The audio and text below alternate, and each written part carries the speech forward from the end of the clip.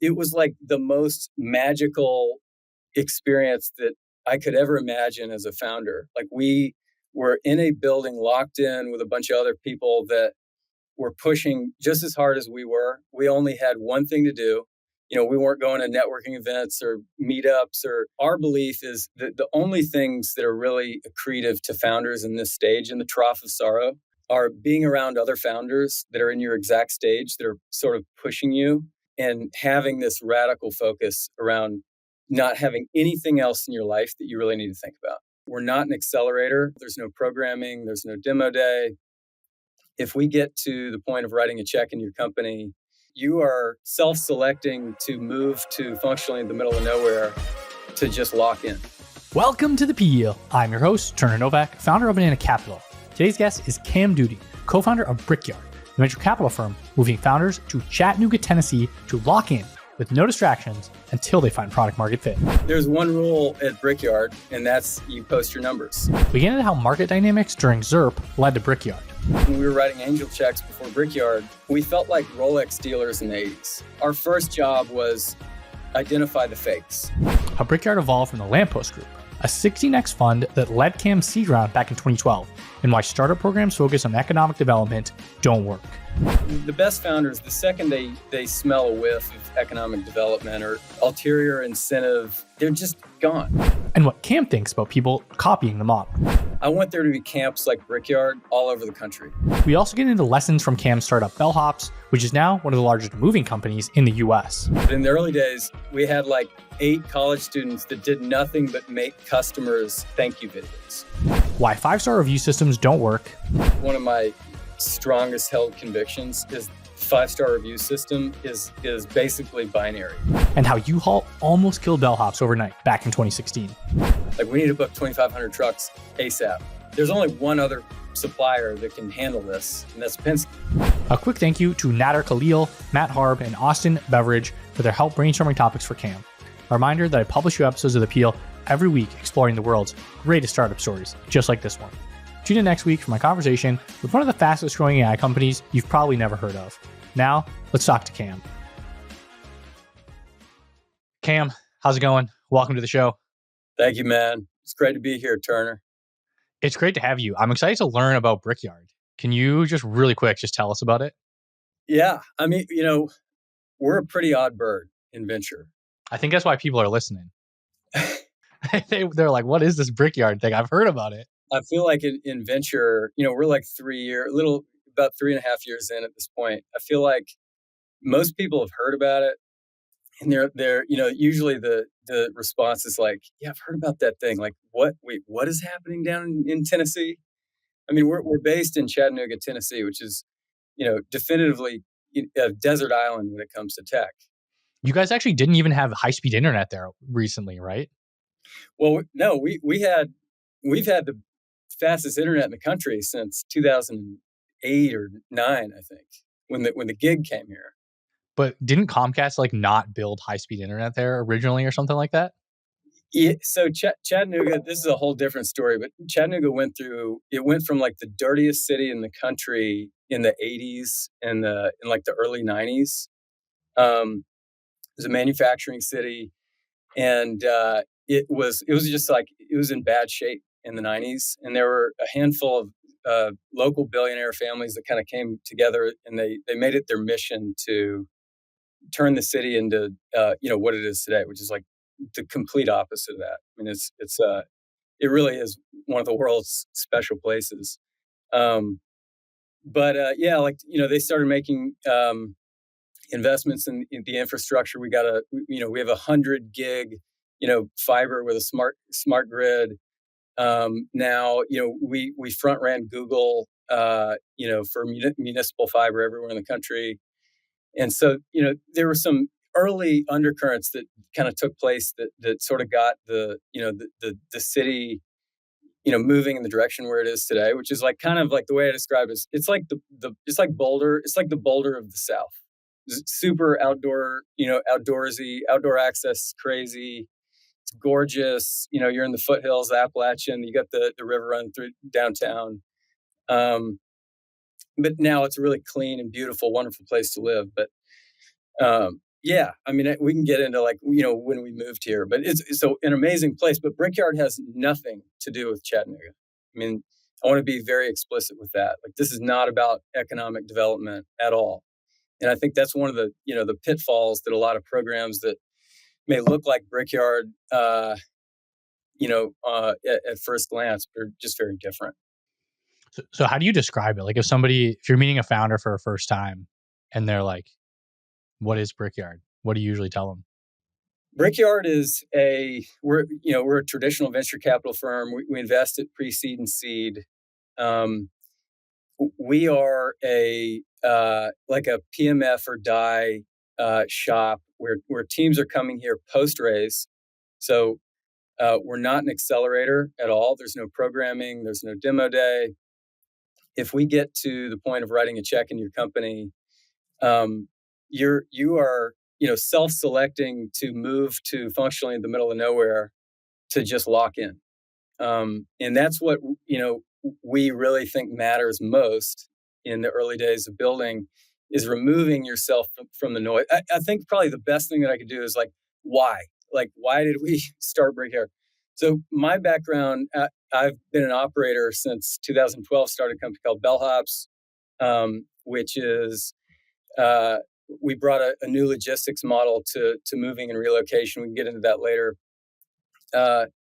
We scaled our company, into a pretty big business. I think you're like the fifth largest, like within the top 5 moving companies in the US now. Yeah. We kind of split between number 3 and number 4. And what we did was we brought a technical operating system to an industry that was very old school, and the only way that the industry scaled was by franchising, which caused a bunch of quality issues and scale issues and P&L issues, et cetera. We moved to the middle of nowhere. The precursor to Brickyard was something called Lamppost Group. 3 founders started a supply chain logistics brokerage, 3PL, that ultimately became a $500 or $600 million company, totally profitable. They never raised any money. It was kicking off a bunch of cash, and they were taking some of the profits, investing in early stage companies, moving them to Chattanooga into this building that they had. And we built alongside 10 other companies that they funded over a 4-year period. And it was like the most magical experience that I could ever imagine as a founder. Like, we were in a building locked in with a bunch of other people that were pushing just as hard as we were. We only had one thing to do. We weren't going to networking events or meetups, or it was like we were just in the office. Like you said, PMF or die, build or die. Yeah. And that ended up being right now it's a 16x fund. And I think 7 of the 10 companies that they backed are $100 to $600-700 million companies. Like in revenue or valuation? In valuation, yeah. I mean, in valuation, I'd say that's a pretty good hit rate. It was an insane hit rate, but it was like none of us were going to lose. We loved each other. We were around each other every day. We were all totally committed to this thing, and no one, it was like we were brothers and sisters, but we just wanted to dunk on each other every day. And so it was a very competitive environment, in a very small form. It's almost like brothers, like super competitive, but you still love each other. It's literally exactly that. Or brothers and sisters, obviously. Yes. Yeah. So, I mean, that was what Brickyard's beginnings kind of came from, this thing called Lamppost Group. And then when we sold part of our company right before COVID, my co-founder in Bellhops and I, we knew that we were going to do this again, but we were going to do it with go bigger and do it with more resources. But I think back to the why. So ZIRP caused all kinds of issues for early stage investing, in my opinion. What are some of the issues? it widened the top of the funnel. The top of the funnel got huge because there was so much money being crammed into venture. There was too much money, not enough deals. And so I think the industry in large part had to start marketing itself as being cool. Also super competitive. And just to the point of like very few like real serious founders. Like you got to be cool and you got to market to those few people also to stand out. Yeah, it's like the industry kind of shot itself in the foot in a way. I think widening the funnel was very great for Series A, B, C, D, E, whatever investors, because they just benefited from, okay, whoever, the funnel is just bigger. We get to see more companies that actually build something of value. But for pre-seed and seed stage investors, it was like there were all kinds of other reasons why you would want to become a startup founder now. It was like pop culture. It was cool. You want Steph Curry on your cap table. The chain smokers are investing now and they come and they perform like, and I will actually sidebar. They're actually, from everything I've heard, very good. They very, very helpful investors. We know Alex and the Manus team well. Yeah, they're great. I mean, they're like technicians. The way they think about music is very... They're like startups. Their founding story of the chain smokers is actually incredible. Like they did not just blow up overnight. They worked very hard for a very long time. 100%. Yeah, those guys are great. I'm trying to get Alex on the podcast, so hopefully somebody sends this to him. And there's like, Alex, come on. Do it, Alex. Yeah, so there was all kinds of new reasons why you'd want to become a founder. Like if before, if you went to Harvard Business School, it was like you're going to work for Fortune 500. Now, it was actually a higher signal to go raise money from Andreessen and try your hand at startups. And it kind of came this like project based, like, well, if it works out, great. If it doesn't, whereas before this, if you were a founder raising venture capital, it was the only reason you were raising venture was it was your only financing option. Yeah. The return, like the cost on, if you think about like the cost of the interest rate of debt, you might borrow like 10, 20%. If you actually do the math on the interest rate that you're technically paying on like the cost of equity that you're selling, it's like 50, 60, 70%. It is extremely high. It's extremely high. Yeah. And so the only people that even entertained that financing option were founders that were neurotic about a problem that they absolutely had to solve.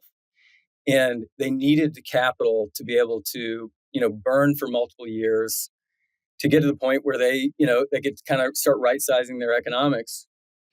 Yeah, because the point of this is you build a business at the end of the day that throws off a lot of revenue, throws off a lot of cash flow, and it's valuable. It's like it's a real company, a real business. What a novel concept. So ZIRP, in a lot of ways, it caused this sort of golf swing breakdown of venture capital with the founders, because now pre-seed and seed stage investors, like when we were writing angel checks before Brickyard, we felt like Rolex dealers in the 80s. And it was like our first job was identify the fakes, right? But the fakes started getting really good. There's all kinds of materials out there with YC and how do you build a deck and what words do you say and like what metrics are you tracking, And so there was this huge swath of noise that was introduced into venture capital, which made the job of the early stage investor really hard. And so we wanted to build something that was wholly inconvenient and a sacrifice, and a filter at the top of the funnel that would only produce folks that just had one thing that they absolutely wanted to solve and wanted to focus every watt of their energy around building it.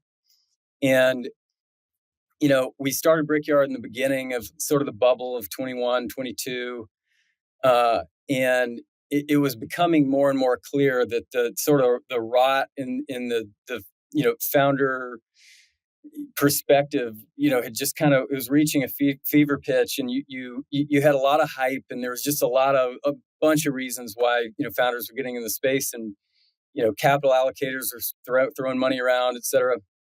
And so we were like, if we do this, we want to build something that will only, I only want to have conversations with founders that are absolutely in it with purity of intent. Like, I want to build a really, really massive company. I understand what venture is, and I understand what it's going to take to get there. And, we built Bellhops, like the most operationally intense, difficult grind of a build you can imagine. Thousands and thousands of contractors that are walking to people's homes and, moving their personal belongings, and very high impact. It was very hard. Like, the whole thing was just hard. So our background was really, our style was really cut around, like, if you're going to build something great, you got to be completely 100% all in. And so, what Brickyard is at our core is we're a traditional venture firm, investing pre-seed and seed. We're writing, $300,000 to $500,000 checks into usually $1 or $2 million rounds. Teams are coming here after their raise is done or almost done. And it's an execution house. They're picking up, they're leaving where they're from. We've made 42 investments. One of them was from Tennessee. So these teams are coming from all over. And there's something about, removing yourself from the situation that you're in, putting yourself in a place where you just have one thing to do. And that helps us thematically with Brickyard, in that, like, the only founders that even take second calls with us are founders that are like, I think this would actually be really good for us to as a company to get to PMF faster. And is there a time commitment or a specific goal you have to hit to graduate, kind of, or do you stay there forever? Are there going to be like 10 public companies in Chattanooga in 10 years because of Brickyard? Well, so we have like 13,000 square feet in our building. We bought this building. It was a super cool old Persian rug warehouse that we kind of turned into what Brickyard is. And we can only host 20 to 25 teams at a time here. And so when teams start to get to that scale where they're really thinking about scaling their organization, that's usually when we're starting to have conversations around, like, where do you need your company? Where do you want to HQ your company? Where do you need to be? And, for 80% of our teams, or more, it's, we need to be back in New York, we need to be in the Bay Area, or we need to be in, you name it. And so then we start, working with them on, helping them arrange, they're kind of off, but there's no time obligation. Teams come here to get to $1 million in revenue, $1 million in net ARR or net revenue. That's the buy-in. And so if you and that from the first conversation that we have, is you're coming here to get to $1 million as like the minimum buy-in. And a lot of our teams stay longer than that. A lot of our teams stay until Series A, or close to it. Nowadays, that can be like 3, 4, 5 million sometimes. That can be a pretty high number. Right. Before, you could raise a Series A before you had any product back in 2021. It is funny. It was even like 24 months ago. If you had a $1 million in ARR, you were like a, contender for like a proper Series A. So teams are like mentally coming here. We're going to be here, at a minimum, we're coming here to get to $1 million in ARR. And that just kind of like frames the expectation as it's a forcing function. Like, we are going on a mission to get this thing done. And, our belief is that the only things that are really accretive to founders in this stage, in the Trough of Sorrow, are being around other founders that are in your exact stage, that are sort of pushing you, and having this radical focus around not having anything else in your life that you really need to think about. You guys do an interesting thing too with kind of a public accountability and sort of this like leaderboard. Can you explain that concept? Yeah, there's one rule at Brickyard, and that's you post your numbers. And so it's just out of frame, but we have a leaderboard. It's like a Top Gear style, like magnetic strip, leaderboard, where you post your revenue from 2 months ago and you post your revenue from last month, and everybody's just competing against month over month growth. And you watch these founders, every time they walk by the leaderboard, they're eyeballing it. Yeah. And so it's kind of the it's one of like the drivers. We want our teams to really kind of understand where everybody else is, so they can help each other, and like they understand when teams hit a plateau and is grinding through like some product change they have to make or something. So it sort of just allows the community to function in a much better way. But our teams are in this building constantly. They're here in the morning, they're here late at night. We have we put in a full gym and locker rooms, and there's like a ice bath and a steam and a sauna, and we have a trainer 3 days a week. It's like the gym, right? With like squat rack, like fully built out gym, right? Yeah, it's a fully built out gym, and it just it gets founders can go from being completely dialed in, locked in at work, and then 5 seconds later they can go and have an outlet to get their mind off things. And that's been a really a great thing for getting founders sort of out of the grind, so they can have those conversations that are much more personal. How did you decide what to do when you so I guess maybe actually rewinding just a little bit, you mentioned you bought a rug manufacturing where like that's pretty crazy. Just tell us about, I think I want to hear, like, you decided you're going to start Brickyard, right? You could kind of left Bellhops, you're in this like phase, you started angel investing. How did you just like get this all started? Like very first couple investments, buying the warehouse, take us through all that. Yeah. Okay. Well, all right. So when we started, we were in like the bubble, right? And we kind of saw it coming, like, my God, like there's so few serious people, both on the investor side, and it was just like a mania. It was just a crazy time in venture. And this is when we were investing, like someone have a Discord group with like 100 people with crypto, and they would raise like $50 million for a Discord group. That was insane time period. Totally insane. And so it was like, okay, the whole lamppost precursor was making a ton of sense. But we didn't know if we could actually, attract top tier founders to move functionally to a desert island. Yeah, because it sounds insane. It's like, why wouldn't I just go to San Francisco or New York or like Chattanooga? I've never even heard someone mention it. Before I met you, I was like, I didn't even know there were startups there. Yeah, right. And that is, we couldn't do this in SF. We couldn't do this in New York. There would be no sacrifice. It would be a co-working space. Because don't you want to go to a networking event or like recruit people or meet investors? Like, don't you kind of want that if you're in SF, or isn't there value to it? My take is the most serious builders, even in SF, are not leaving their apartment. Like, they are totally dialed in. They're leaving their apartment to maybe talk to customers, but they're not going to the meetups. They're not going to the startup events and all that stuff. Like that's like a trap for your founders who don't really understand that this is like a do or die scenario, and like the capital that you raised might be the last capital that you ever raise that puts you in a position to be financially independent.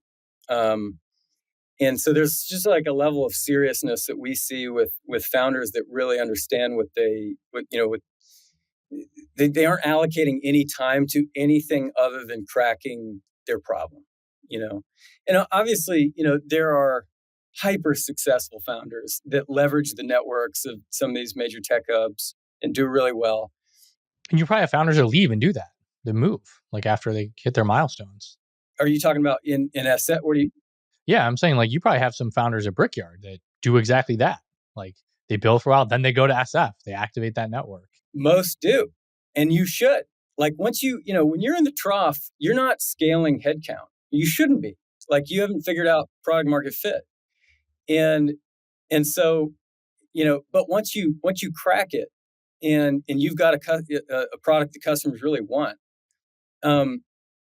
most of these teams need to be elsewhere once they're in the scaling portion of their build.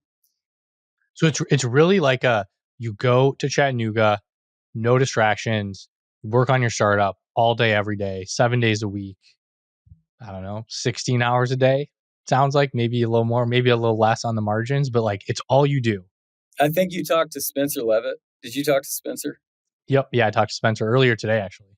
Yeah. So Spencer's the CEO of Coast. They're doing insanely well. They're in the scaling portion of their build. They have a wildly exciting company for API first companies. It's really interesting. Spencer. So we bought a house right next to Brickyard, and it's an 11-bedroom house, and it's basically just like a hacker house. And it serves as like short-term or long-term, housing for founders that are coming from other areas that just need a place to land. Some end up staying there for a year or two or however long they're here, but a lot of others it's just a landing pad. Spencer and Austin, the co-founders of Coast. They would get to the yard at 9 a.m. Okay.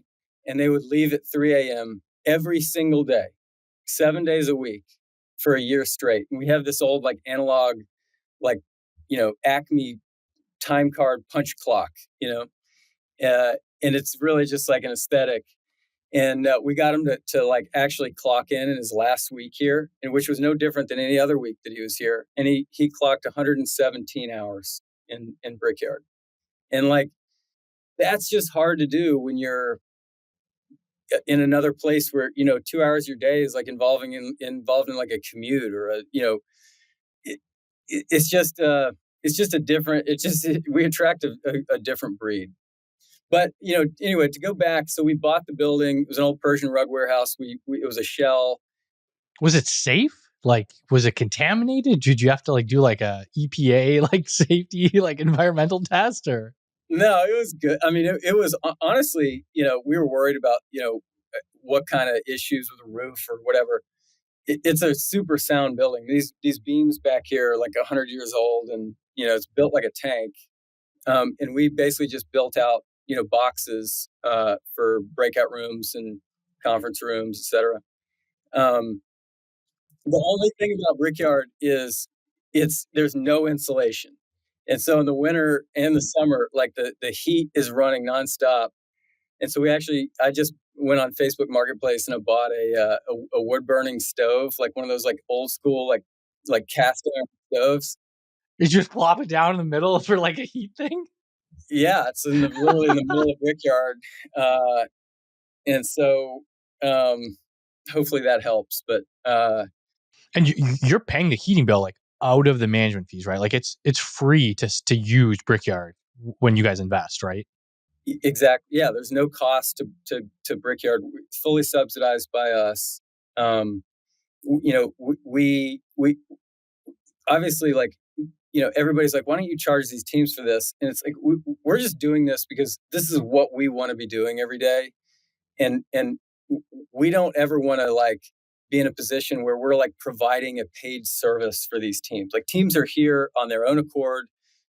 They bought into our style of building. They're here. We're all sort of like in the same mindset of this thing, and we wanted sort of that organic community buy-in of like, this is their place. Like, this isn't like something they're paying for. It's something that they're just a part of. The community, as much as that word's been kind of bastardized over the past couple of years, but it's like a hardcore community for people who want to lock in and get shit done. For example, we carved off 1/10 of our carry and issue Class B shares of the GP to all of our teams that come here and spend at least a year here. That's sort of like the vest. And, that's not to like keep teams here for a year. It's just like we had to put something on it. And most of our average teams are here for about 2 years. So, but anyway, every team that comes to Brickyard actually has upside in each other. And it's 10% of our carry. I mean, if we 10x, 20x is fun, like that's, it's not going to make our founders rich. It could be like a nice 6-figure check in 10 years if you guys crush it. Yeah, exactly. It's more like, how do we get our teams to really have like that depth of community? We want to build a real community where founders are not like posturing and constantly, we're killing. We want our teams to be able to share like their darkest days with each other, and like they do because they're here every day. Well, okay, so darkest days. You mentioned this house across the street. I've heard it's actually the only house in Chattanooga with a rooftop pool. Something happened to that pool one time. What happened? I I think it was Austin told me about this. Someone told me about it. I mean, the brick house has been a maintenance nightmare from day one. I think we're like at a baseline now where we have a lot of the issues, fixed. But the roof is one of those flat roofs, and there's a rooftop deck and there's a rooftop pool. And whoever we bought the house from before, like literally put the deck on and then screwed the screws straight through the membrane on the roof. Oh, wow. Okay. The first week we owned it, the whole house was just leaking constantly. So it wasn't actually the pool that leaked; it was the roof.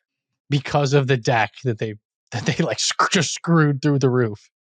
Exactly. And so anyway, so we had to put a new $40,000 roof on the thing, and but yeah, I mean, to get back to your point earlier, like, yeah, we're fronting all of the cost of Brickyard out of our, management fee. And this was all personal originally too. Like you guys started this before you had a fund, right? We self-funded our first 16 companies in Brickyard because we didn't know this, 21, 22, can we get top tier operators to buy into this? And we didn't want to raise anybody else's money until we actually could prove that we could get top tier, teams to do this. And by like the sixth or seventh company that we backed, it was clear like we were pulling on a string. These founders really understood like there was mania in the market. Like for the right founder, it was like, thank God, like this is like a serious shop, and so we self-funded our first 16 companies, and then we raised our second fund, which is a $20 million fund. Oh, first outside capital. First outside capital, yeah. And we're still investing out of that. So we have about another 15 investments that we're going to make, over the next, 18 months or so. And then we'll be raising fund 3, but we're always going to keep these funds small. Like we're not doing this for the management fee.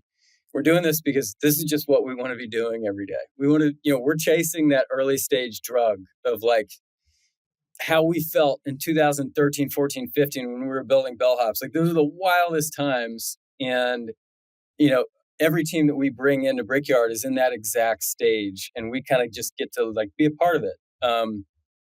And so we just love what we're doing. There's, like I mentioned, there's no programming, there's no demo day. We don't even have standing meetings with our teams, but all of our teams are constantly like grabbing us, bringing us, pulling us into rooms. Hey, tactically, thinking about how we can, help them work through problems and stuff. We try to stay totally out of the strategy, and just stay as tactical as we can be. And it's just a bunch of builders that have all kind of found this oddball thing in the middle of nowhere, and we're all pushing super hard. And one thing you've mentioned before is that, and you just said again, like you don't want a big fund, you don't want this to get super big. Kind of like it seems like, oh, if I'm listening to somebody's like, oh, this sounds amazing, this should be everywhere, this should be huge, like every serious founder should do this. Like, don't you want it to be big? And like, so it kind of sounds like an oxymoron. I want this style of whatever you call this thing, like the insulator or whatever you want to call it. I want there to be camps like Brickyard all over the country that are started by other exited founders that are real, that really understand the business, that are kind of in a stage where they want to be sort of, giving back in a way, but more so like out of selfish ambition of like, I just want to be around really gifted, ambitious people. And I don't think you can scale that. And so I wish you would start a Brickyard in Ann Arbor and put your own style to it. Like we are like very much like the hard-nosed, like super capital efficient, put the work in, like remove all distractions, category agnostic fund where we're finding founders that, are just, our thematic approach is like find really serious people that are building venture backable things that we are also excited about, but like find the real junkyard dogs. And, imagine a world like 10 years from now where there's like 10 or 15 of these camps that were all started by different, styles of operators that have their own expertise or their own perspective on company building, where founders can like come out of an accelerator or get to the point where they've got early traction what they're building, but they want to just lock in somewhere in a community of other founders that are in their stage pushing super hard. We have experienced investors that can really help with a lot of like the tactical decisioning in the early days, et cetera. That would be amazing. I think if we like launched a Brickyard Austin, the magic dies. Like this place is really special because we're here every day, and this is just what we're pouring. It's a labor of love in a lot of ways. So you can't kind of have these like, I don't know, helicopter or like boomerang in like, oh, I'm there like twice a month kind of like. I think you guys all the GPs. I think there's 3 or 5 maybe. Yeah, there's 5 of us. Yeah, Matt and I run the day to day, and then Ted Allen and Barry, who started Lamppost, are more in the background, but they like work out of the office, right? Like they're there all the time, right? Yeah, this is their office. Okay. Yeah, so it can't be like a satellite office kind of like, oh, I'll be there next month if you want to like catch up for office hours. It sounds like the magic is like, hey, just stop by, like just come and walk and say hi to me if you need something. Just like in 2 seconds, I'm ready. That's 100%. That's it. And then there's an interesting angle too, though. Like, and maybe we were talking about this before we started recording, but kind of the economic development angle. Like, it seems like there's a lot of times you might say, "Oh, the state of Tennessee wants to invest X amount of dollars to, juice the economy, get jobs, et cetera, et cetera." And that's not what you guys did. Can you just explain why you're not really that excited about the economic development angle, even though that's kind of what you're kind of developing the economy a little bit anyways? But that's honestly, like, if that happens, great. But that we have no, that's not why we're doing this at all. Like and I think the reason why there's a graveyard 10 miles long of like, civically funded, incubators or whatever you want to call them, it's their priority is economic development. It's not generating fund returns. And like building companies. Just, if we said, hey, you got to move to Brickyard, but you have to like live in Chattanooga for 5 years, and like we've got a bunch of terms that like are going to keep you here, and like there's a clawback. Yeah, you got to hire some students from the school. Yeah, like the best founders in the world are so radically selfish in this period of company building because they're like literally dying. Like their company is dying, and they have to every decision that they make has to ladder up into like, are we going to get to PMF or not? And so the best founders, the second they smell a whiff of economic development or ulterior incentive, they're just gone. Like you're never going to get that. So and so we don't have anything to do with economic development. We make that super clear up front. Our job is to provide fund returns for our investors and to build like really awesome companies. And if we had some quota of like we've got to invest in 5 of this type of company because we got some sponsorship from TVA or something that wanted us to invest in this space, like it would really pollute our decisioning process. And so we didn't want to have any strings attached, and so that's why we didn't do it. I think you mentioned something too, that sometimes people will go to YC, to Y Combinator. It's an accelerator pretty popular in San Francisco, and then they'll come to Brickyard. So someone might hear what you're doing and say, "Oh, you're competing against YC," or "Why would somebody pick Brickyard versus YC?" But just knowing what I know about it, you've almost counter positioned against YC in a way. Can you just talk about just like, I don't know, they might do both. Why did they do that? Yeah, so about a third of our companies are YC teams that we either backed before they got into YC or we backed after they came out of YC. And so, YC, like, the Trough, Paul Graham's essay on the Trough of Sorrow, it's actually, I don't know if you can see, well, like this right there. Oh, you have it. Oh, that's like the logo. That's kind of the Brickyard logo on the website too, right? Exactly. So YC gets you to like the first little spike, the peak of disillusionment, where you've raised capital and you think you have the answers to the universe and you think you're just going to be going straight up forever. Um, but it's almost a startup law. Like you know, you have to fall into the trough of sorrow and you have all your initial assumptions tested, and like you have to reach all those false summits to really understand the root of like what does the customer want. And that usually from like the first peak in the trough to product market fit is usually like 3 years, you know, in some case, like, but for Bellhops, like we really didn't have pure product market fit until probably, you know, almost 5 years into the business when we rolled out our, you know, full service trucking option. And so, um, you know, our job is to get founders through the trough. Like YC and all the other YC does an incredible job at what they do, you know, but their job is to get teams to their first raise. Our job is to get you from your first raise to product market fit. And so everything in Brickyard is really designed around, you know, what benefits you in that stage. It's radical focus and it's being around a bunch of other founders that are pushing harder than you are. And then you guys also don't do it cohort based like most accelerators. You know, kind of accelerator 101 is like there's a cohort, there's a demo day, and then we do it again. You guys don't do a cohort. Why not? We don't.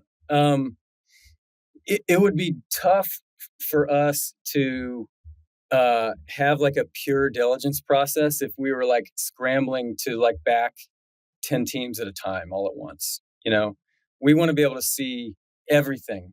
You know, last year I think we looked at 7,000 decks. We made 10 or 11 investments, and if we were like on a clock, um, it would sort of, I think, corrupt our diligence process. Now, there is definitely benefits to cohorts in that, like starting everybody off in the same, you know, point. Like there is a like a bond, like a shared bond of being in a pledge class together. You know, but you know, we're a revolving door, and but we actually think this is the right fit for what we're doing because you know our newest teams that we're backing, really early stage companies that are coming in.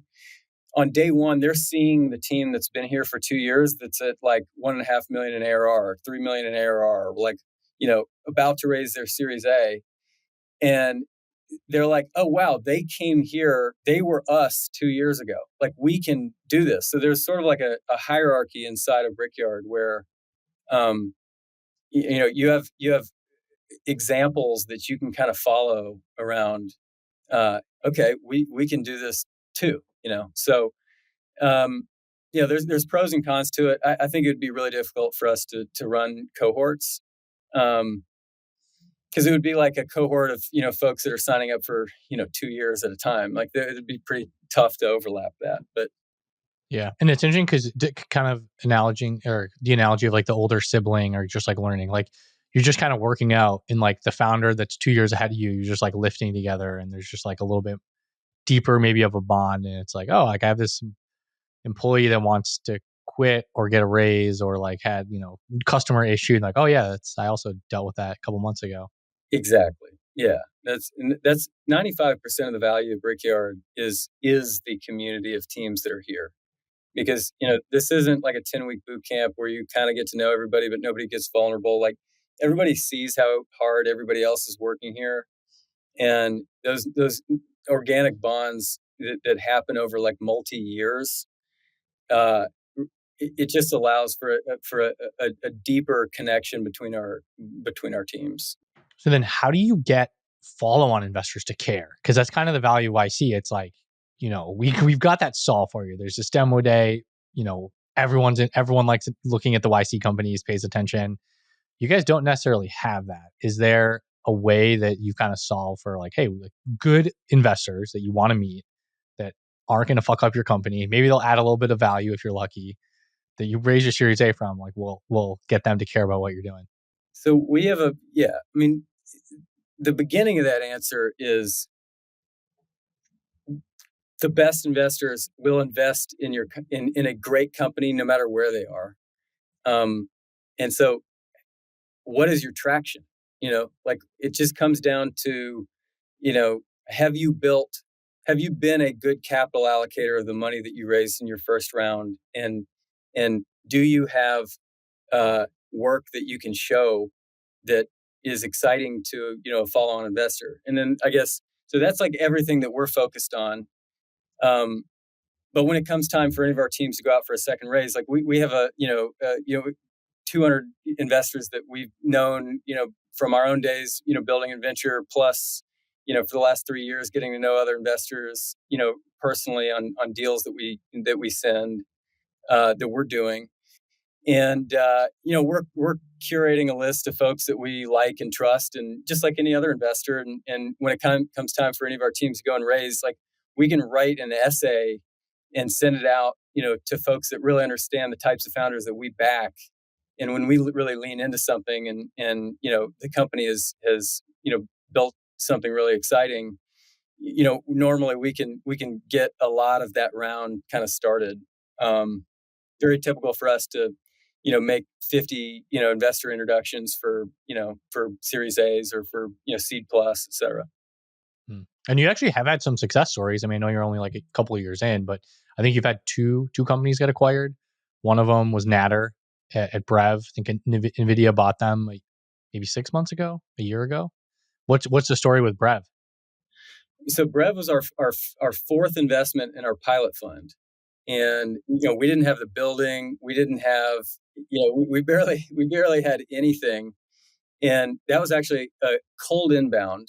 I think they inbounded. We took a call. Nader is one of these like truly special guys that was just very clearly the exact type of founder that we're looking to back.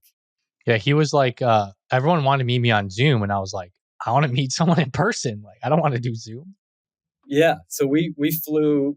So our process, when we get excited about a team after we've done back and forth diligence, whatever, we fly every one of our potential teams to Chattanooga for a final partner meeting. We spent a full day with them, and so we flew the entire Brev team in. We didn't have a building, so we met in like this old YMCA building in Chattanooga, and it was just so clearly what they had. They were originally building like dev tools, which ended up being completely different than what they, ended up landing on. Yeah, classic pre-seed of like, totally different product at the end of the day.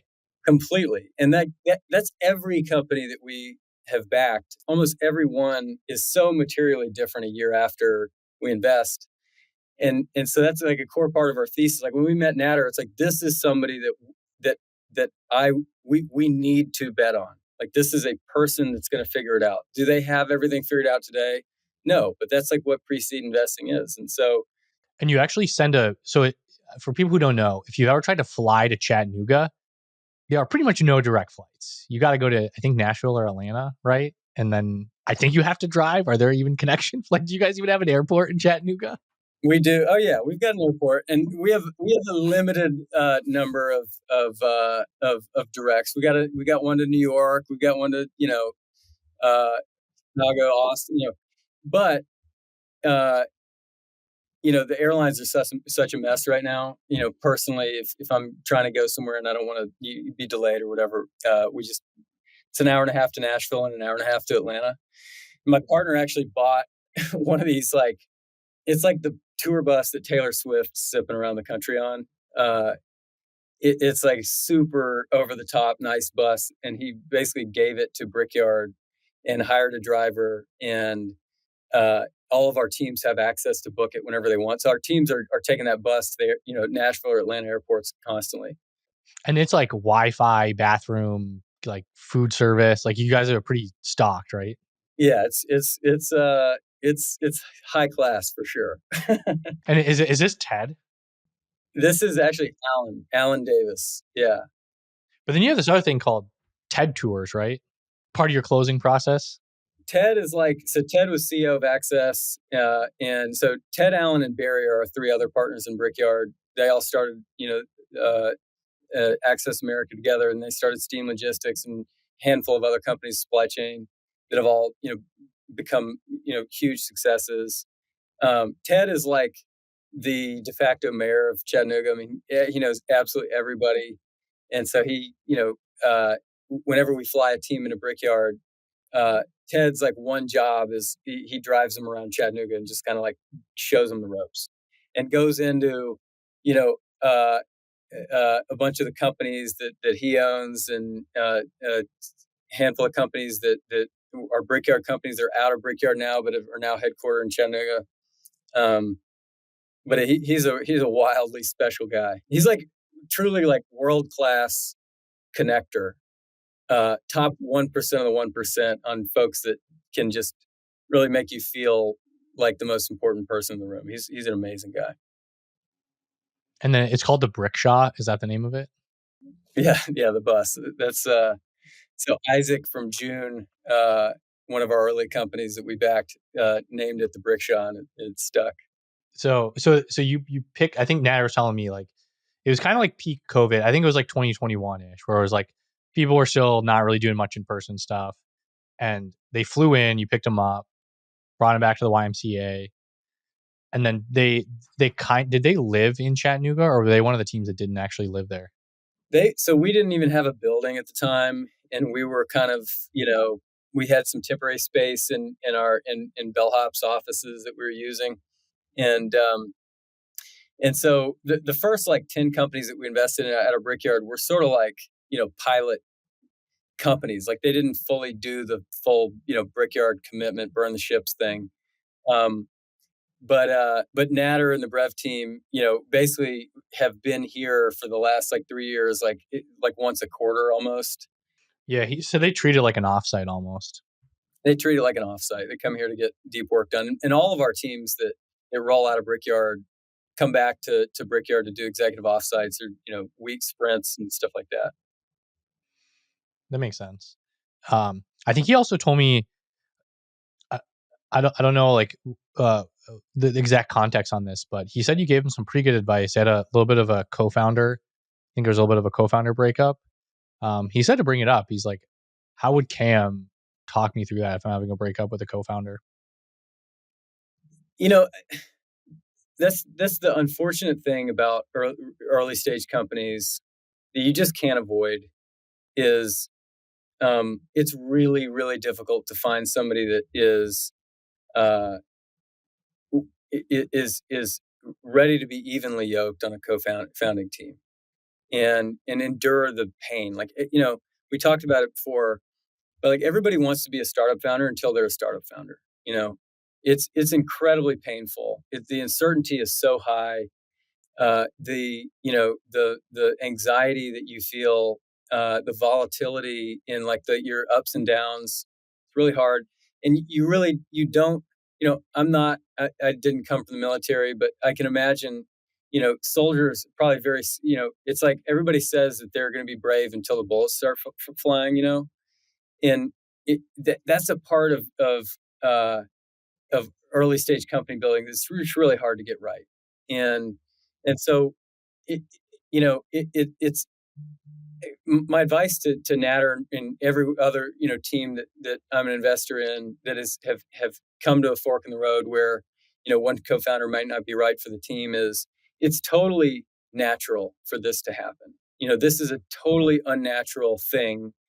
These companies are growing at totally unnatural rates, and you kind of have to be a wild man in order to sign up for like hanging on to the side of a rocket, like knowing that you're doing everything in your power to keep up with this thing that has been taken on a life of its own, and it's just not for everybody. And so I think that the best way to go into those conversations is just a very empathetic, like, this is natural, this happens all the time, and co-founding teams that can amicably find a way to like allow a co-founder to step out of the business is usually, you just want to get them there. You don't want to get litigious, and you don't want to get to the point where people are name calling and pointing fingers and stuff like that, because it's such a distraction in the business. And so I think just having a really having those difficult conversations that sort of warm the conversation into a, what's the decision that we all need to make here? So I think empathy is just the most important, part of those conversations when they come up. Makes sense. And then they got acquired by Nvidia. Can you share much about, like, what are you allowed to say? I don't know what's even public. I haven't actually looked at this lately. Yeah, I can't really share anything, honestly. Although it was a great outcome, Nader and the entire co-founding team did very well. I'm sure, I would tell Nader, they were taken out early on in their journey. I think the interest from Nvidia was going to be there forever. But I don't want to say that to discredit anything. That it was an outstanding outcome, and it was an offer that they couldn't turn down. Yeah, that's fair. And I think I do want to talk a little bit more about Bellhops, like going back to your kind of early days. You mentioned briefly what it was, but can you just really quick explain to us what Bellhops was? Yeah, so we took on the moving and relocation space, which is like the worst space. It's like the three most dreaded tasks in life are death, divorce, and moving. It's like literally, the three most dreaded life events. And the other two probably have pretty high margins, right? Divorce and death, like you can print money if you operate in those industries. Yeah, moving is a lower margin endeavor. But maybe you do it multiple times. You only die once, and hopefully you only get divorced. Maybe some people get divorced more. But moving, like some people move a lot, so maybe you got some retention there. The headwinds in moving. If traditional moving companies, the biggest hurdles for traditional moving companies, if you want to get really big, you have to franchise. Well, yeah, why is that? There's huge capital expense in buying the trucks and getting real estate for the trucks to park, and then spinning up all these independent operations. You basically need like multiple offices in each city, and you need to be in like every major-ish city in the country, right? Exactly. And so that's one that's one thing. What that leads to is a huge degradation in quality across a brand. So like take like moving company A, let's say they have 500 franchises across the country. Johnny on the north side of Atlanta might be a great operator driving around moving company A's trucks, but Jimmy on the south side of Atlanta is a terrible operator, but they're driving the same trucks. And so I think that's the reason why moving is such a dreaded thing. We saw an opportunity to build a technical operating system that allowed us to stay centralized and manage performance on every move from one, centralized OS, performance management platform. And we built a new logistics model in moving where if you are a moving company, you have 10 trucks, 70% of your moves happen between Labor Day and Memorial Day. So it's highly seasonal business. It looks like a bell curve on the year. And if you only have 10 trucks, you can only do 10 trucks worth of moves. And then the next year, you grow 10% or whatever, you buy an 11th truck, and then that's how you grow the business. And what we did was we built this performance management platform and matching platform where we figured out how to onboard carriers and final mile logistics that are driving these 26-foot box trucks. But most of their business is at night, going from like Amazon distribution centers to UPS warehouses, and their trucks are sitting during the day. And so those operations need utilization in their fleets. They just want to keep these trucks moving all day. Yeah, it's like free cash for them, free money if someone else is using it when they're not. Yeah, exactly. And so it's funny, when we first started, this is before we developed this model. We started leasing trucks and scaling leases up to peak, and then offloading the leases in the off season, et cetera. It was a huge pain. We had like 20-year-old kids like wrecking trucks and taking the tops off trucks, and how do you keep these things maintained, et cetera. And it was an operational nightmare. And so we went to this entrepreneur in southern Alabama, Dothan, Alabama. And this guy had one contract in final mile logistics. And we went there to ask him, like, how do you maintain these things? Like, how do you train your drivers and maintain these trucks? And like 10 minutes into the conversation, he was like, wait a second, guys. He had like 7,000 26-foot box trucks, and he had one customer, which is Amazon. He goes, why don't you just onboard me as your driver? Like, why don't you onboard me as to handle the transportation component, and then your bellhops do all the moving, the loading, the packing, et cetera, and we'll just meet on site. And we were like, huh, that's interesting. And so within like 60 days, we had this third-party trucking model had taken over our largest market in Atlanta, 100%.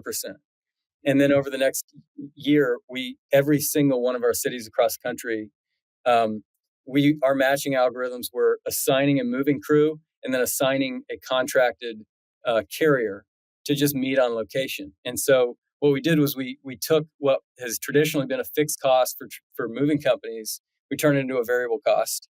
And so we were not supply constrained during the peak of busy season when everybody else was. And then in the off season, we didn't have a bunch of underutilized assets sitting in a parking lot somewhere.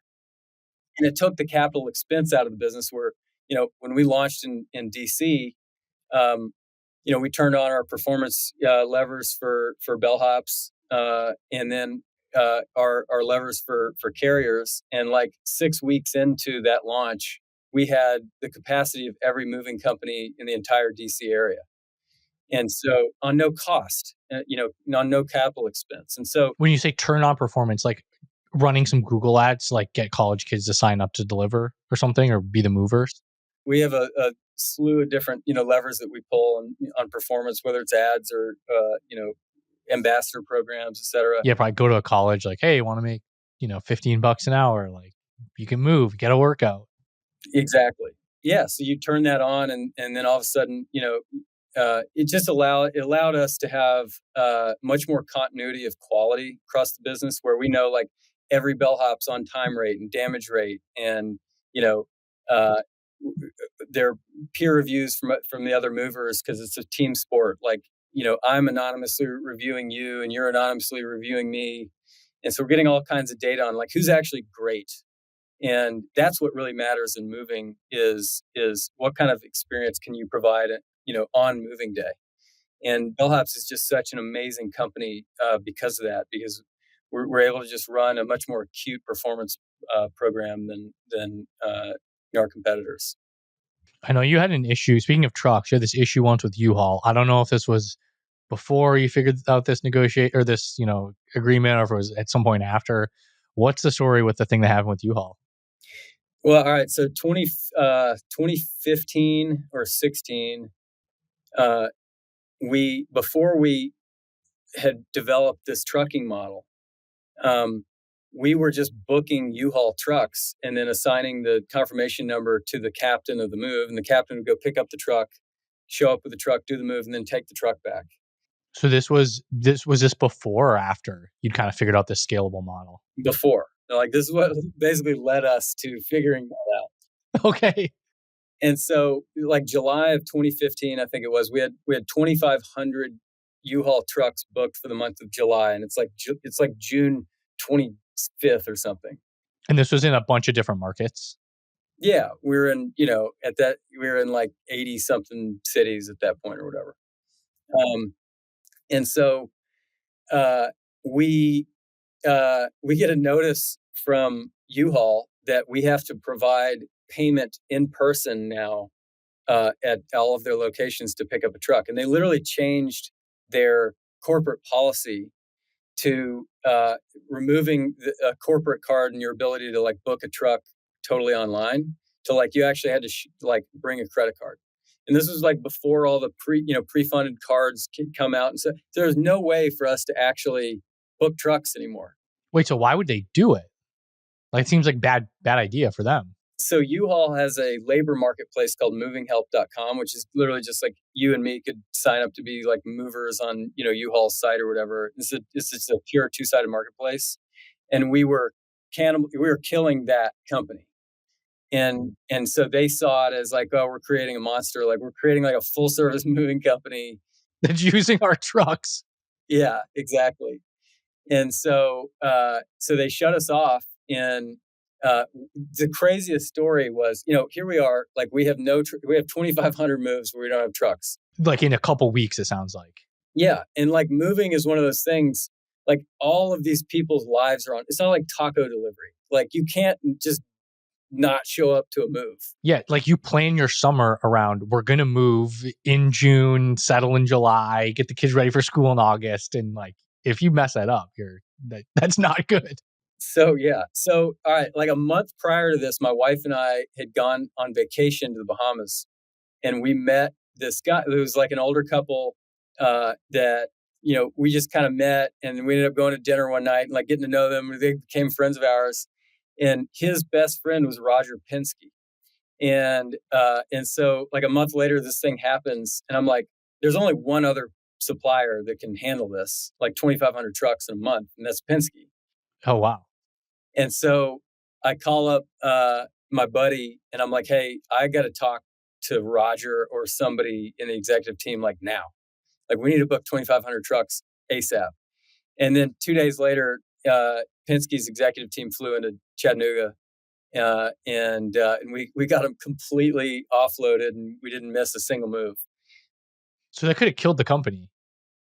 Oh, it definitely would have killed the company, 100%. I mean, yeah. So that's when we were like, okay, we've got to actually own the infrastructure around how we run our transportation, or we have to have a decentralized option that will allow for us to be able to handle this at scale. Were you 100% on U-Haul? You just literally going to their website, clicking, like booking the trucks, and that was like the entirety of the trucks was pretty much just U-Haul trucks? Yes. Yeah. In 2015. Yeah. I mean, we were like 2.5 years into building the company. So yeah. But that ultimately led us to our third party carrier model, which allowed us to build a category defining company in the space. And we never would have gotten there if we hadn't had that issue. So, yeah. So like, how did you market this thing? Like, what was the marketing to customers, or like a millennial that's moving, and are they Googling it? Are they watching a TV commercial? Like, how did you get in front of people and convince them to use it? Well, I mean, we everything under the sun, right? I mean, organic search is massive. So our content and SEO strategy was a huge part of our business. Our performance game, like we had to bring on some like really high performance folks in performance marketing, because the thing about moving is you don't have a ton of repeat rate, and so you have to make money on the first move. And so CAC is like, that's the most important thing in the business. And so performance, organic, word of mouth is just absolutely massive. Reviews, like that's the craziest thing. Like, driving reviews online was probably our biggest lever to pull in the early days to get, our early customers. Now Bellhop's moving like, 50, 60,000 people a year. And, it's just a different game now. It's just, we have kind of a full stack of levers that we're pulling on. But in the early days, we had like 8 college students that did nothing but make customers thank you videos. So it was just like, we would just film these one-off like files, and basically send a video file to our customers like, thank you so much for using us. We really appreciate you taking the time. And so we really created a lot of endearment in space where we were just, we were all about service. I mean, it was, blowing the customer's mind was like one of our core tenets in the business. And so our call center would be like listening for, why are you moving? Like, was it a divorce? Is it a marriage? Is it a new job change? Like, we could show up with, do they have a dog that was barking in the background? We'll bring like dog biscuits, like little stuff like that. Like really building a service business was a huge part of our growth. And I think there's, I think at least another question, like you've kind of described a little bit of like a lower margin business, tricky. Like you got to nail it on the first order. What were some of the hardest parts about building that kind of a business, about building Bellhops? I mean, yeah. So you're looking at like a 55% gross margin business, and you don't have a ton of repeat rates. So, it all boils down to CAC. Like, can you effectively drive low cost CAC? And then beyond that, the most important thing with our team was like, we are a service business, period. Like, we are not a tech company like we were, but like we every decision that we made had to go into the, is this, is this product shipment going to be is it going to benefit the customer on moving day? Like, it doesn't matter how snazzy your booking process is, your estimate process, or any of the communication before the move. It's like, you can do all that stuff perfectly right, like A plus grand slam, and then like you show up 2 hours late to a move, and like all of it just just fuck up their entire summer potentially if you mess up the move. exactly. Like, Uber is like, 95% is like, is it, touching a screen, seeing the driver's 5 minutes away, like just hopping into a car and like getting to where you need to go. 5% of it is like, did they have a water? Did they have like a charger? Like, there's no like real service aspect to it. We were like totally opposite. We were 95% was, how great were we on moving day? So the culture that we had to build for our bellhops was so important. Like, how do you get that Ritz-Carlton like service mentality to bleed down all the way to your bellhops that are in a city 1,000 miles away from headquarters that you've never met before, et cetera. And so we like another one of our core tenets was treat the bellhops like kings. And so we set up a service line for our bellhops where we answered every phone call like it was the Four Seasons. Like, they were not just like hired help. It was like we would do everything for these bellhops when they called in, when they had a payment issue or when they had a damage on a move or how to deal with a customer or whatever. And that's really what allowed our culture to bleed down into our workforce. And that's what our customers experience. Where, like, if you go online and you read bellhops reviews, almost every review names their bellhops by name. Like, Johnny and Jimmy were so amazing. They showed up and made it feel so, our kids feel safe and this and that. And it was like, how do you scale that? And so that was the most challenging aspect of bellhops, but the most rewarding as well. I think it was probably the thing that we did best. I know there's a little bit of like a gamification element. Like, was there like a scoring or review system or like leaderboard of some kind? How did you guys do that? Yeah. So, in the beginning of the product, it was, bellhops would go in and the review that we'd ask for our customers was like a 5-star review, 1 to 5 stars, whatever. And this is go on Google and probably leave a review on Google or a website or something.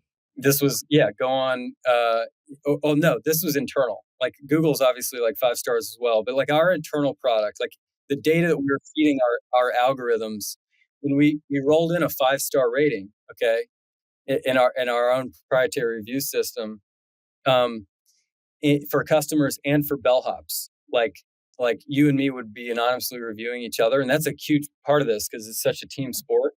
Like, if you cursed in front of the customer and you didn't have like gloves or something, or it's like, I don't want to work with this person next time. And so, but in the beginning, it was like bellhops were giving 5-star reviews to like 99% of each other, to each other 99% of the time. And it was like, I know that 99% of our bellhops don't like each other, right? And like, what's actually happening? And so we ended up having hundreds of like conversations. We'd fly to a city and interview like every bellhop in the city. They're like, yeah, we just don't want to be the reason that, like, I don't want to be the reason that like Jim gets kicked off the platform and he can't like pay rent next month. Or like, I'm afraid of like negatively reviewing him and then like him showing up on a move with me in a week and being like, WTF, And so what we actually landed on was, and then even then, like on the customer side, the difference between like a great bellhop and a like a bellhop that we should kick off the platform was like a 4.6 to like a 4.78. Okay. And so like your entire decisioning process around who is good or not on your platform is like, an incredibly small delta. Right. And so you get like a couple 4-star reviews in a row instead of a 5. Yeah, right. But that would mean, but I more mean like, in order to do our job well, our matching algorithms had to be really good at knowing who was like okay, who was good, and who was like extremely great, right? And there was not enough. You didn't have enough data in that, in that split to really understand that.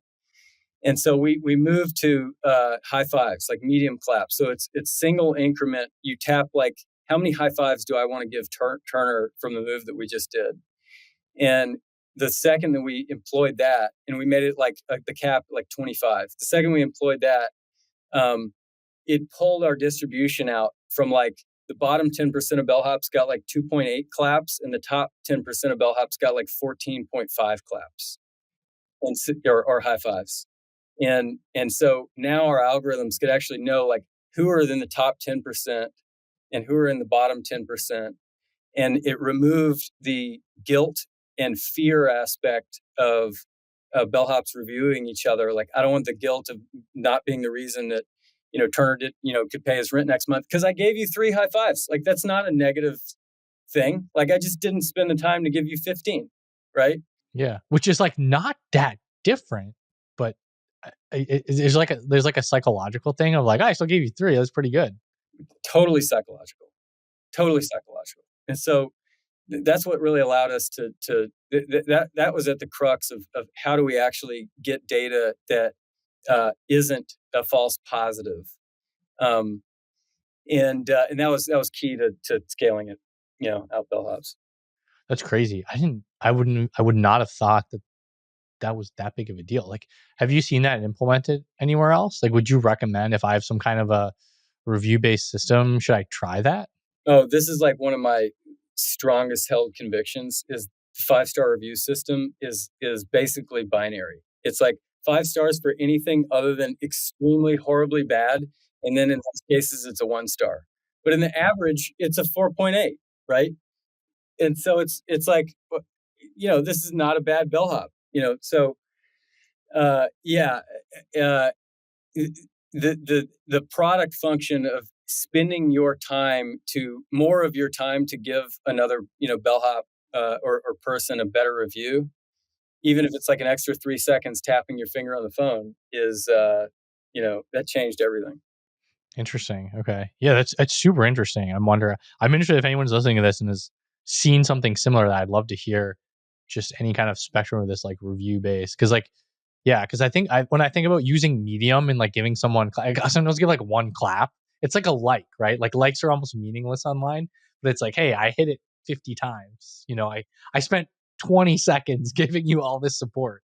That's why this came from medium claps. It was like, that's actually what we need. Like, we need individual increments uncapped. Yeah. Huh. That's crazy.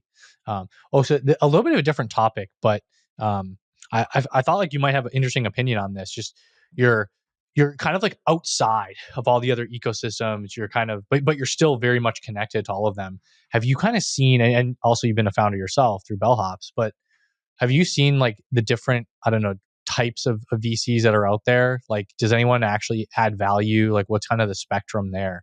How do you guys think about that as you're talking to founders?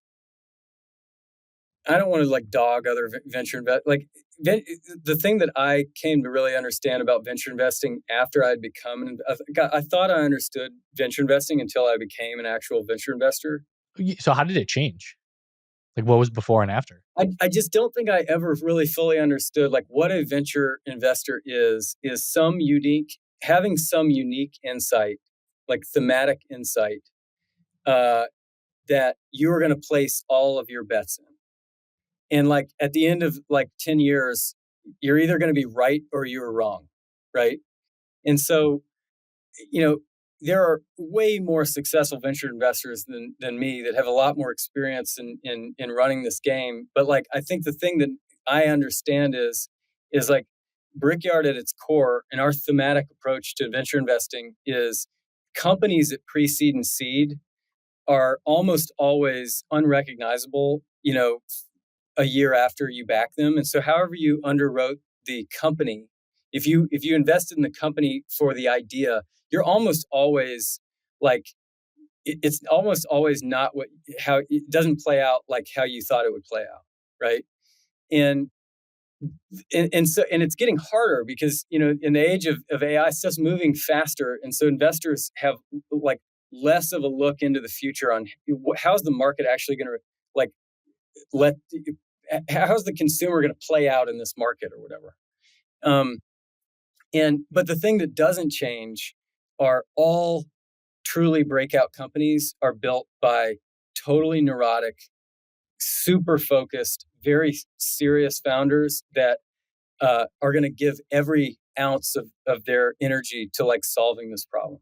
And so that doesn't actually change at all. And so at pre-seed and seed, we're just focused on like, that's our unique insight is 90% of our decisioning is like, is this founder going to win by any means necessary, and do absolutely whatever it takes to stay alive until they figure out product market fit.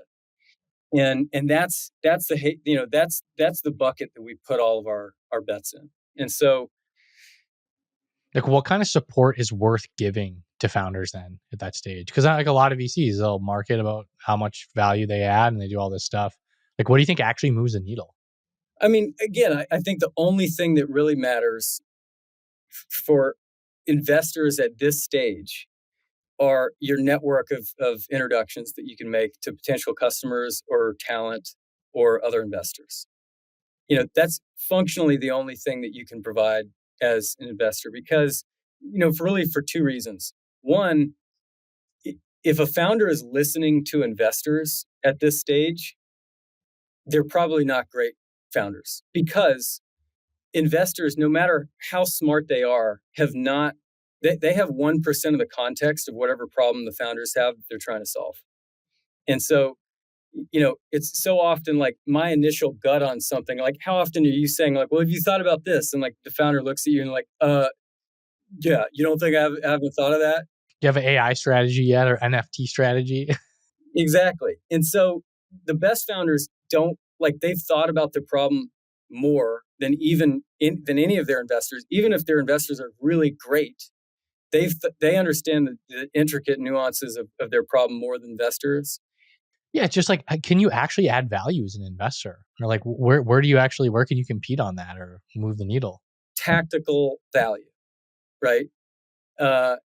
Strategic value from an investor in a pre-seed or seed stage company is almost always just ill-informed. Like you might be really smart and you might have looked at a lot of like companies that seem relevant to whatever they're building, but you don't have the context to really understand. You can share your opinions on things. Like maybe you should be thinking about this or worried about this or like, and I think that is absolutely helpful to challenge, strategically challenge your founders. But the vast majority of it is like, can you make an introduction to this customer or this recruit or this investor or whatever?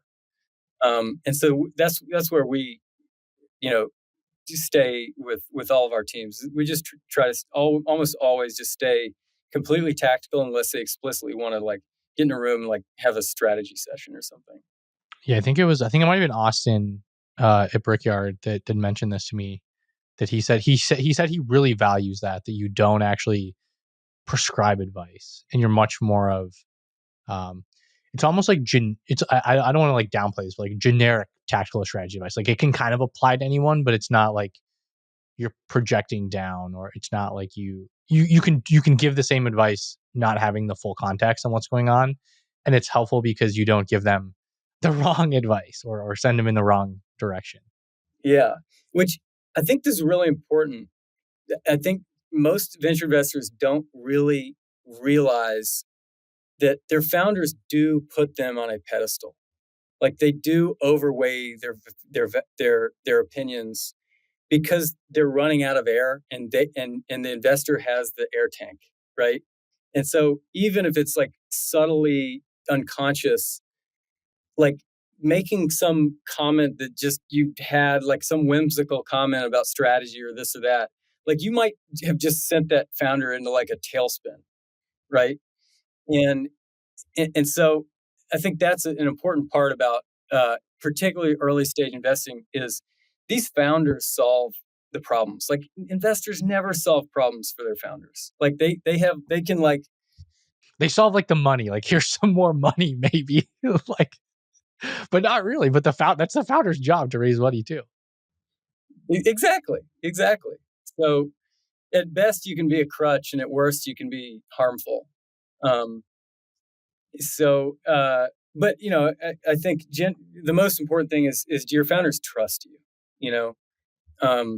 That's the most important thing. If your founders really trust that you have their best interest in mind, they'll listen when you say, hey, I really think you should just be aware of this thing that I'm worried about. And you have this. I know you're a big proponent of Bitcoin.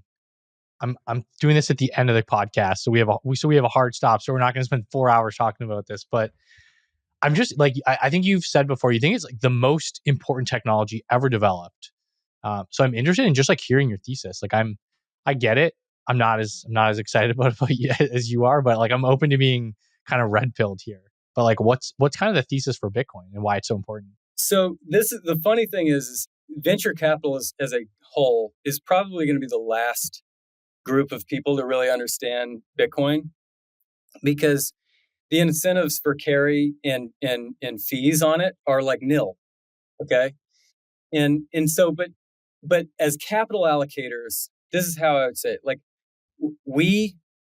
our job is to take monetary energy and give it to people that are going to be good stewards of that monetary energy. Right. The founders that are building companies are building nuclear power plants of buying power. So like the natural state of an economy with technology and competition is deflationary. Like we get better at doing all things each year, and prices fall to the marginal cost of production over time. And so if we're getting better if we're building better products for less energy inputs in a competitive market, that means the consumers benefit from lower prices, right? And so this is like the power plant of nuclear. The nuclear power plant of buying power is what we are investing in and helping build. Okay.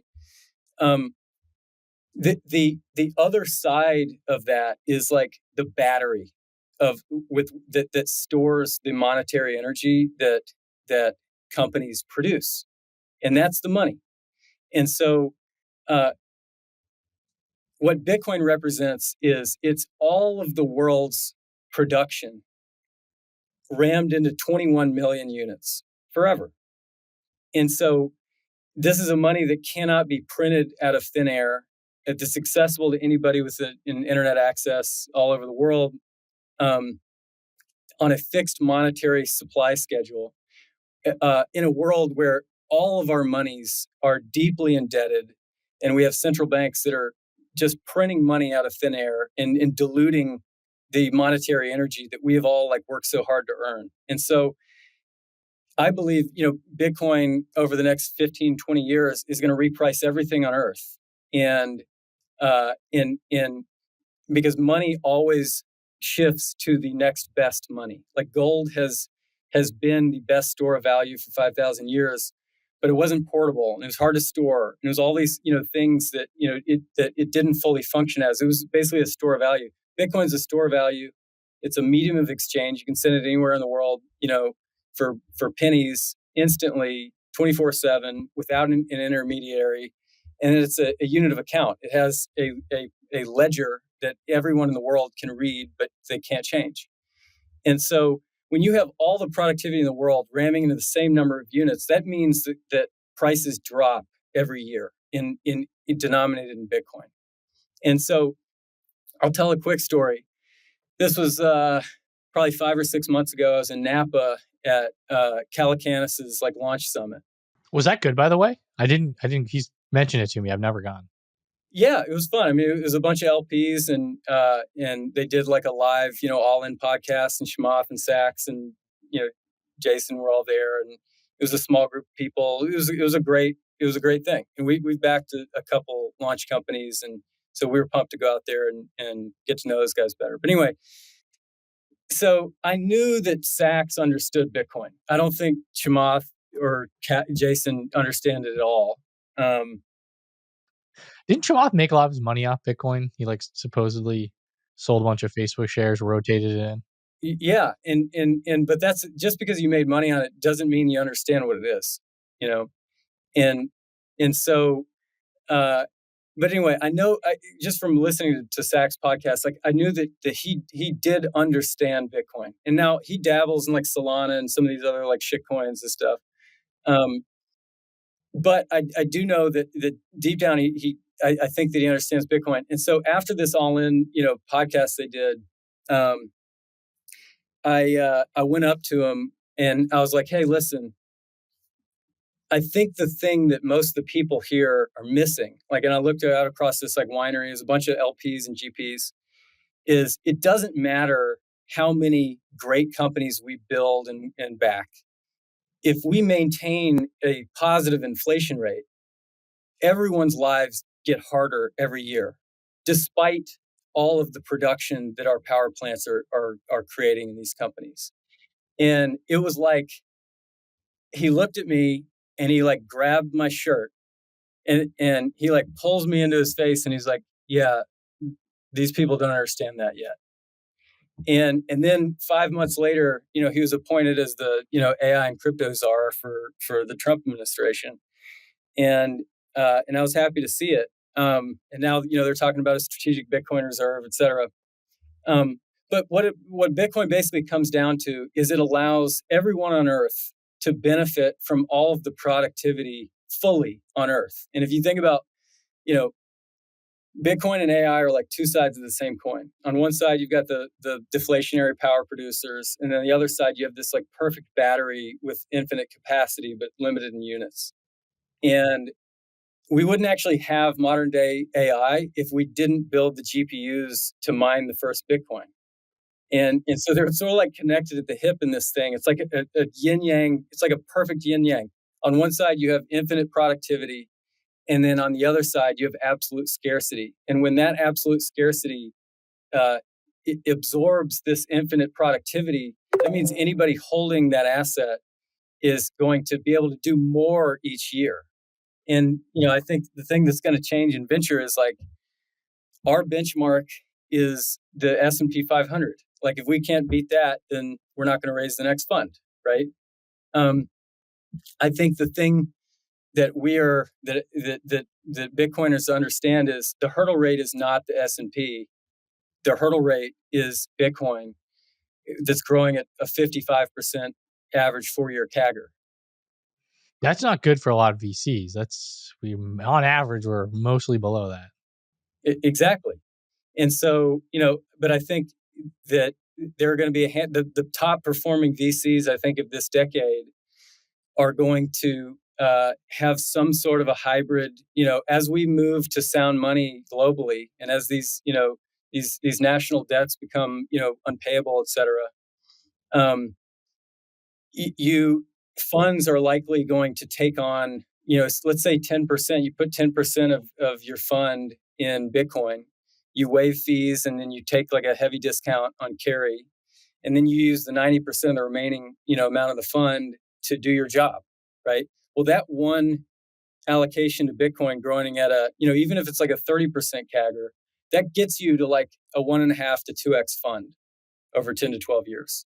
And so while every other capital allocator in venture is trying to claw back to 1 from 0, when you're starting at 1 from the beginning, that's going to allow, it's going to allow for, a sort of a restructuring of how venture funds are structured. And I think it's actually going to come from LPs. LPs are going to understand Bitcoin before GPs.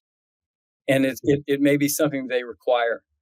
Because, what are the stats on venture funds that don't return capital? It's like roughly half. I don't know. Everyone always debates. It's like, oh, it's actually not that bad. But I think if you say roughly half, don't even get the money back. Exactly. And so take the LP bucket.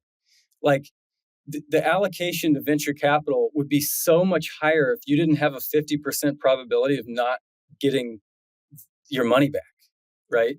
If you could all but guarantee you're going to get your money back, that changes the underwriting for LPs to allocate into venture investors. And the new hurdle in venture is now being Bitcoin. Is if you can't beat Bitcoin, what are you doing, right? Wouldn't you, as an allocator, instead of having the fund do Bitcoin, you just have a Bitcoin allocation, and then the venture, like instead of putting 10% of the fund in Bitcoin, the fund is just 10% smaller or something? Like, wouldn't the LP do it at their level instead of inside of a fund? And I think they will be, but there's going to be a period of time between now and like the hyper Bitcoinization of the world adopting a sound money, where I'm going to be pitching LPs that don't understand Bitcoin yet, right? But they can look at me and they can say, this person does, and I've heard about Bitcoin, and I think that it's this giant idea, like everything's downstream money. The TAM for this thing's bigger than anything on earth if it turns out to be what we think it is.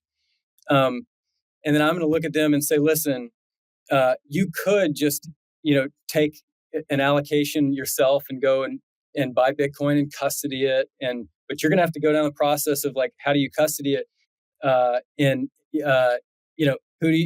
do you buy it? And all the questions that you kind of have to answer. And then you would have to hold it through its extreme short-term volatility through 1000x, or 1000% increases in price and 50, 60% drops.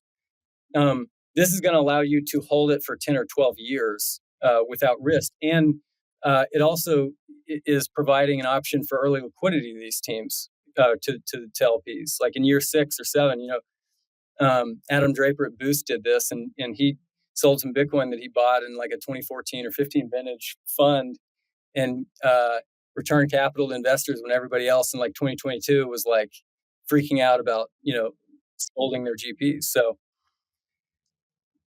this is a longer conversation, Turner. Yeah, no, that's why I strategically stuck this at the end, so I could just cut you off and be like, all right, cool, we're all done here. No, but it's interesting though when you think about just venture as an asset class is so illiquid, right? Like we probably have all had these companies where like we invested in like an early round and like they hit this huge valuation mark, and you're like, oh, on paper it's like a 2x fund, but you pretty quickly in, but it's like you got to actually realize that value over the next. You got to like build the company, you got to get to liquidity. It's kind of like a feature and a bug maybe at the same time. But yeah, at the end of the day, we will be judged on our capital allocation. Did we return more buying power to LPs than we took? Yeah, hopefully a lot more. I don't think you can do like a 1.1x, right? Like that you got to get like... The bar is high. Yeah. Yeah, it's interesting. Like I feel like the baseline for like good is like a 5x, but even then, like over a 10-year period, that's barely beating just kind of like the NASDAQ, if even. Like I feel like you got to get a 10x over a 10-year period. It's like roughly 30% IRR. Like I think that's like top quartile roughly. I think it changes all the time, but if you can get a 10x over 10 years, 30% IRR, that's pretty good considering the liquidity premium that you have to pay of like you're locked up. You're not going to get it back for a while. Well, that's where this sound money thing comes into play, because a lot of GPs that raise capital today are going to benefit from nominal inflation over the next decade, right? And so they may have a 3x fund, but like that their fund 3x's, but like they're actually returning, like they're basically like a 1x in real return, right? It's a 3x nominal return, but it's really a one. Like I can buy the same amount of stuff that I gave you, 10 years ago. So anyway, I think that it's an exciting world in which, when you think about the infinite productivity of AI that we're all looking at in venture, but storing that in a perfect money that can't be diluted, and how that benefits everybody. And like, how do we make good on that claim of we're backing companies that change the world? Like, are you really changing the world if the consumer is not benefiting from cheaper costs in all things? So it just brings it back to like you're backing founders that are going to like create value in the world. They're going to solve problems for people. They're going to help them make more money at the end of the day. Like people are buying your product because they either get more time or they save money or they make more money, or and then you're backing people that build products that solve for that thesis. So I had one more thing. So you take these vacations once a year. You go to these remote desert islands. Like tell me about this thing. It sounds crazy. I don't know why you do this. Yeah. So 3 or 4 years ago, my brother and two of our best friends, it was like our life was just easy. Like we didn't have something hard that we were trying to overcome, you know, physically. Like there's like a primal desire of like, I want my back against the wall and I want to see if I can perform in like a, in like a survival sort of situation. And we ended up buying a flights down to some of the out islands in Bahamas, and we brought camping gear. And you're not supposed to camp in the Bahamas, so getting through customs was, they asked, well, where are you staying? We weren't like, oh, we're staying on a desert island about 2 hours from here. And so anyway, we get through. We rented a center console, and we just on Google Maps, like we were just like looking at an area that was just so deeply remote, and we only brought spearfishing gear, and we didn't bring any food, and we actually didn't eat any food the day before we left because we wanted to be we wanted to be hard, and so we went on this adventure where we went and found this hyper remote desert island, and we set up camp there. And then every minute we were on that island for 4 days was like, we need food. And so we were diving, and we weren't even like experienced spear fishermen at the time. Like, one of us had done it once before this. It's like potentially suicidal. Like, what if you don't get any food? Yeah. And so like my brother, on the second day, we shot one lobster on that first trip, and we were like all in caloric deficits. And Sean jumps off the boat, on the beach, and just face plants in the sand, just out, just unconscious for like 5 seconds. And he gets back up and he's like, oh my God, okay. And so anyway, but what ended up happening on this trip was it like something came alive in us. And we get back from that first trip, and all of our wives were like, I don't know what y'all did, but you're doing this every year.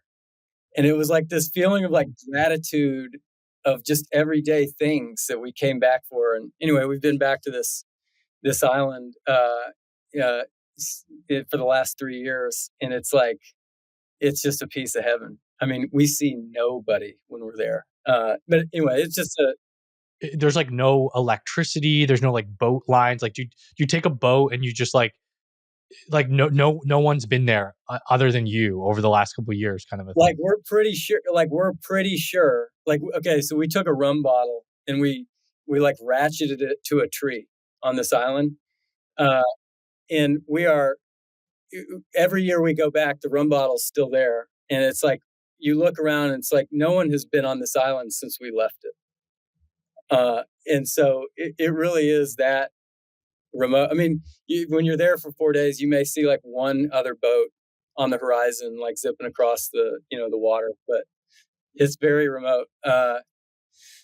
Is there a cell phone internet connection on this place? So that's the difference. And the only reason our wives let us go back every year, you get 5 bars somehow. We get 5 bars. We can literally like FaceTime our wives and be like, we're okay.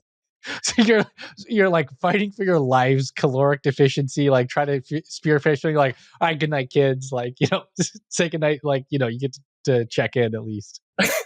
Yeah, that's it. That's the only reason that we're allowed to go back every year. But yeah, it's awesome. And then it sounds like you probably started Brickyard around that first time that you did that first trip, right? Yeah, exactly. I think our first one was like right off the backside of COVID. Yeah, I think 2021 was the first year we did it. So yeah, we're going to keep going back. Cool. Well, I guess just like wrapping up, is there what should people do? If somebody's still listening, we're like a good 90 minutes into this. Somebody's still listening. They're like, oh man, this Brickyard concept seems pretty cool. Like, where can people follow you? Can they like apply? You talked about this, like with this website, like where can people find you? I'd say, look, if this is moderately intriguing, I'd go to our sites, justlaybrick.com, and we're like super direct about what we are. And there's a very comprehensive, FAQs there. And, if it's intriguing to you, send us your deck. That's all you have to do to apply. And if it's something that we're interested in digging in on, we'll reach out and we'll start to get to know you. Cool. We'll throw a link in the description. We'll throw a link to, I think you're on Twitter and LinkedIn a little bit too, right? Yeah, both of those. Cool. Yeah, we'll throw links if you want to check it out. They can explore, put their deck in, see if Brickyard is right for them. That's it. Well, cool. This is a lot of fun. Yeah, this is great.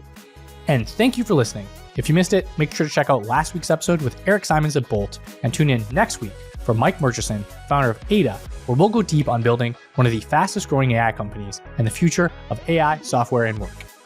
If you like this episode, please leave a quick review or comment wherever you're listening or watching. Check the show notes for more on the topics discussed. And if you don't want to miss a future episode, subscribe to my newsletter, The Split, to get each episode plus a transcript emailed directly to your inbox every week. Thanks again for listening. See you in the next episode.